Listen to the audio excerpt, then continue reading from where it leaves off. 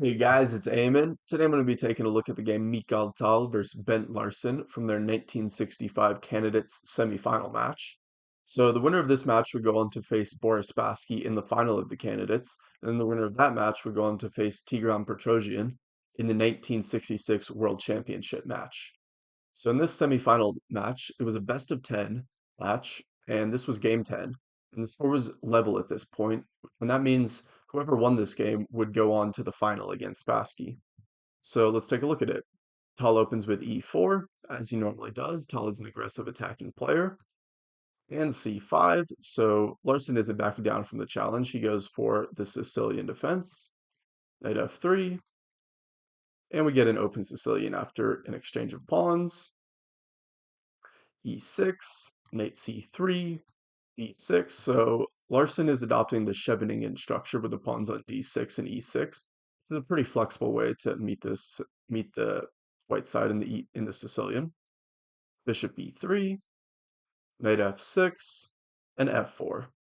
So Tal is pushing his pawns early in the game. He's going for a kingside pawn storm, probably to follow up with g4. Bishop e7, and queen f3. So Tal has cleared his back rank on the queen side. He's developed all three of these pieces, and he's ready to castle queen side at a moment's notice. Larsen castles and Tal castles. So we get an side castling position. The kings are on opposite sides of the board, and the general rule in these positions is that the game turns into a race. Whoever is able to push their pawns and get at the other side's king first is generally going to stand better. Queen c7, and knight b5 forces the queen back to a worse square, and g4. So Tal is continuing with his aggressive plan of g4, a6, knight d4, knight takes, bishop takes, and b5. So this is certainly the most natural move, going for the queenside pawn storm, but Tal is somewhat critical of this move. He says that after the move made by Larsen, it is obvious that White's attack will develop more quickly, which in such positions is very often the decisive factor. Black should definitely have played e5. So he says that Larsen should have played e5 here, but things aren't quite as clear as Tal said in his analysis. He would have played g5 in this position. Then the move is bishop g4, and after queen g3, Tal correctly assessed that after bishop takes d1, this would actually lose because of g takes f6, and then bishop takes, knight d5, e takes d4, knight takes f6, forcing the king in the corner.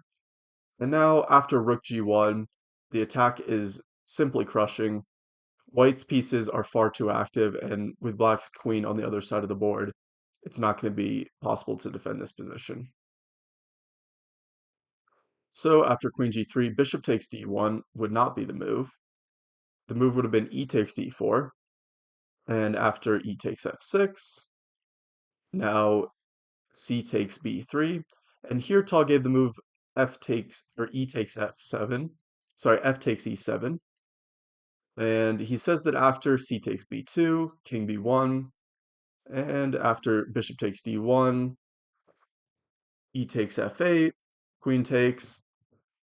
He says that in this position, since so much material has come off the board, black should have good chances in defending this position, and he's correct about that. However, back in this position, white actually has a quiet move in this position, which gives him a crushing attack. And it's really tough to find moves like this, but the move is actually h3, double exclam, two hanging bishops, and some pawn tension here, and quiet move h3 would actually give white a nearly decisive advantage. The point is that after c takes b2, king b1, the bishop can't move. It's pinned to the checkmate on g7. So bishop takes f6, but now white gets to take the bishop on g4 with the pawn. And you can see the pawn has come from h2 all the way up to g4. And the important thing about this is that it opens the H file. And here with the presence of the open H file and the opposite colored bishops, white is going to have excellent attacking chances to attack black's king here, and you can see white's king is pretty safe. It's using the b2 pawn as a shield. And especially in the hands of a player like Tal, who's such an aggressive attacking player, this would have been a decisive advantage. So coming back to this position, Tal said that Larsen should have tried e5. E5 was possible, but as we saw, it does not alleviate black of all of his difficulties. Larsen instead goes for b5. Now after g5, the knight is forced away. Bishop d3, the most natural square for the bishop, aiming along this diagonal, and b4. So the knight is kicked away from its beautiful perch here on c3. The knight on c3 does a good job of defending the king. And the computer in this position prefers the more boring knight e2, and it says that white still has a slight advantage in this position. But this was before the age of computers, back when chess was still romantic, and Mikhail goes for the knight sacrifice, knight d5, putting the knight on pre, and the knight has to be taken. And now we can see white has given up a knight, but his bishops are absolutely beautiful on this diagonal. And you can see these black pieces are somewhat stuck on the queen side. And I really love this position just because of how the board is split in half along the d file here. You can see there's really two halves of the board here. And while the black pieces are stuck on the queen side, white is getting ready to attack on the king side. And Paul says about the piece sacrifice, that the piece sacrifice has something of a positional nature. Black's pieces are grouped on the queen side, and it is by no means easy for them to come to the aid of their king. The open e-file is a barrier. Besides, both white bishops are aimed at the enemy king, and the standard combination with successive bishop sacrifices on h7 and g7 is threatened. So the point is that after a natural move like knight c5, here white would have the double bishop sacrifice of bishop takes h7, queen h5, bishop takes g7, king takes, and now after queen h6, king g8, g6 just opens up the black king, and mate is soon to follow. There's really no defense in this position. So coming back to this position, white has to do something about this bishop sacrifice on h7. And there's two ways to meet it, either g6 or f5. In the game, Larsen went for f5, which is not the correct move. g6 would have been stronger. And in the game, Tal was intending queen h3, but later analysis showed that this wasn't correct because of knight f6, discover attack on the queen, and after queen h6, the knight can come to h5, defending the mate on g7, and here black would be doing well. He's able to defend his king in this position. But after g6, instead Tal could have played h4, for example, and he still has good compensation for the sacrifice piece. In the game, Larsen played f5, and after rook e1, Larsen has an unpleasant choice now. He can either go rook f7, as he did in the game, or go bishop d8. And bishop d8 was in fact the correct move. And the game could have continued queen h5, knight c5, and then some wild complications after bishop takes g7. But and the point is that if black tries to get greedy with knight takes d3, king b1, if he now tries to get greedy with rook takes e1, here white is just winning with g6, breaking open the king, and the king is going to get mated shortly here. But in fact, after knight takes d3 check, king b1, he shouldn't take the rook, but he can still defend with moves like queen c7, defending along the 7th rank here. And the game is, we could say, dynamically balanced in this position. Still super complicated position, but both sides have good chances. So instead, so Larsen didn't want to go bishop d8 and move another piece to the queen side. So he chose rook f7. And now h4. And we can see the pawn storm is continuing naturally. Now bishop b7. And bishop takes f5. Bishop takes f5 is in fact not the best move, but it is a more practical choice. Paul says that here the state of the match had its effect. If this position had occurred in any game but the final one, I would no doubt have played more sharply with g6. And the point is just to try to open lines on the king side as quickly as possible. H takes g6 would be forced, and now after h5, the king is just getting ripped to shreds here. After g5, uh, bishop takes f5, and then Tal says that after bishop f6, at this moment I wanted to make sure certain, and at the board I could not find a forced win after bishop f6. In fact, white is winning here with the simple bishop takes d7, and the attack continues from here. But he didn't want to get too invested in these complications, and so instead he goes for bishop takes f5.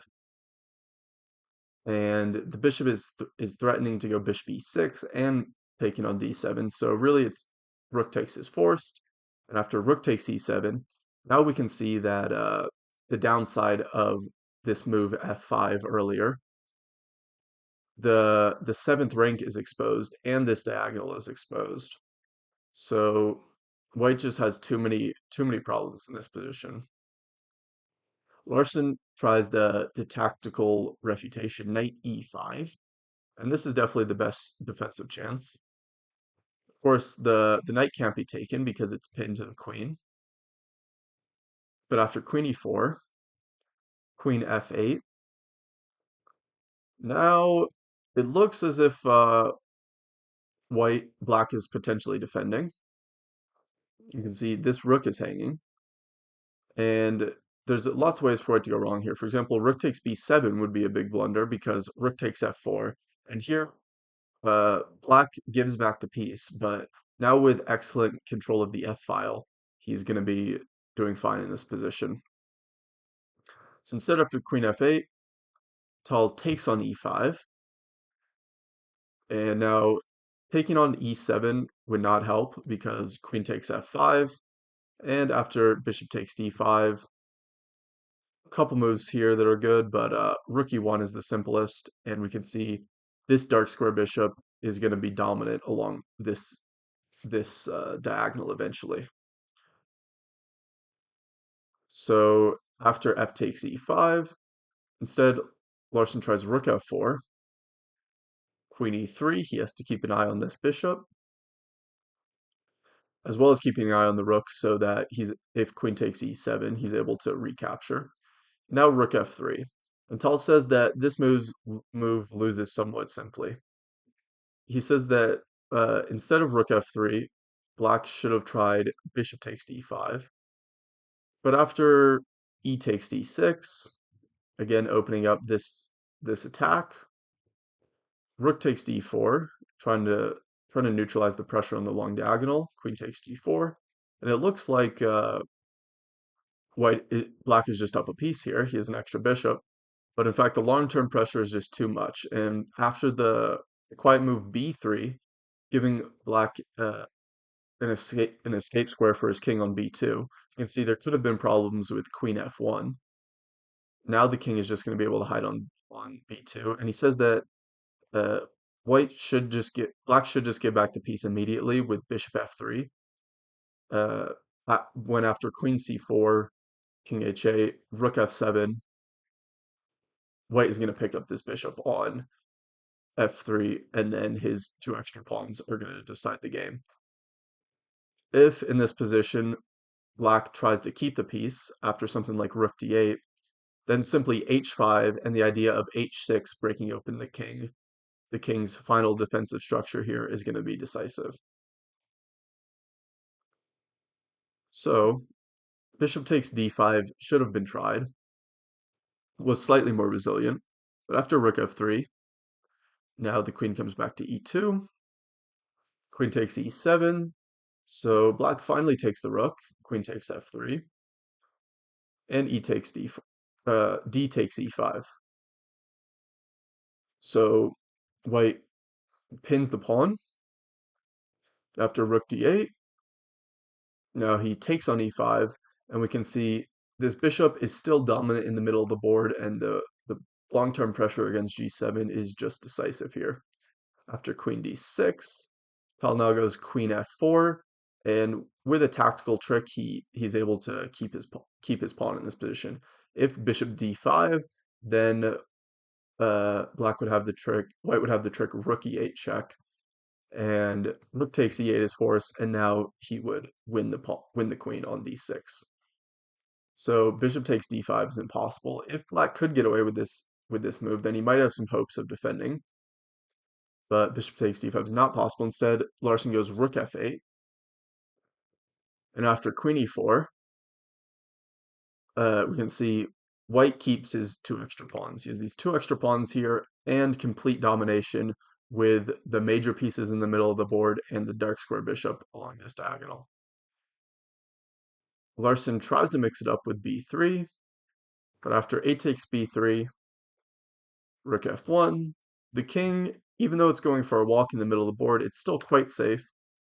And after queen b4 check, c3, queen comes back to d6, and there are many ways for white to win here, but Tal goes for the flashiest way to win, bishop c5, and this just distracts the black queen from its defensive perch long enough to deliver the final attack. Rook e8 check, rook f8 is forced, and now we can see the point of bishop c5. Without the queen on d6, now white has a check on e6, king h8, and queen f7 was the final move of the game. You can see this rook is completely doomed, and black simply has no good checks. Queen f2 is impossible. Queen d5, we would just exchange the queens and then take the rook on f8. So in this position, Larsen resigned and Tal won the match. He advanced to play Spassky in the final of the candidates. So a really nice attacking game there from Mikhail Tal. Just another gem to add to his collection. And the part I like most is this genius sacrifice in the middle of the board. It's not clear that white is going to immediately be able to checkmate black in any variations, but simply the fact of the so-called positional sacrifice, where the board is split in half along these two files, and the white pieces are too active for black to contain here. All right, so that was the game. Mikhail Tal versus Bent Larsen. Must-win game for Tal, and he did in fact win it in classic Tal style. He went on to face Spassky in the final of the candidates. Unfortunately, he lost that match, but it was still a great match. And Tal, always an exciting player. He plays these intuitive sacrifices, and I really love taking a look at them. If you guys like this video, make sure to hit that like button and subscribe. And thank you so much for watching. I'll see you in the next one.